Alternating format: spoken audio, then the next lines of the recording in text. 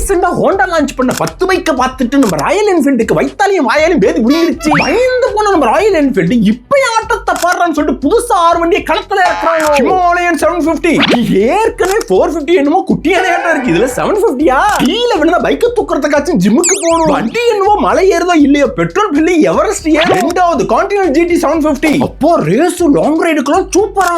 ஆனா அந்த சீட்ல உட்கார்ந்து பக்கத்துல உள்ள டோல்கேட் வர்ற கட்டி முதுகு தண்டு வாடா கலண்டரும். மூணாவது ஹிமாலயன் 440 411 இருக்கு 450 இருக்கு. இப்ப எதுக்கு நான் 440? இவன் பைக் கம்பெனி எதுவும் வச்சிருக்கானா இல்ல சட்ட கம்பெனி எதுவும் வச்சிருக்கானா? S M L XL XXL சொல்லிட்டு சைஸ போட்டு உட்கார்ந்திருக்கான். நாலாவது ஸ்கிராம் 450 ஹிமாலயோட தொம்பிதா ஸ்கிராம். நம்ம ஒரு டிராபிக்ல ஒரு அரை மணி நேரம் நின்னோ நம்ம காலு படுத்துரும். அஞ்சாவது ஃப்ளையிங் ஃப்ளீ S6 ஆரியில எலக்ட்ரிக் பைக்கா.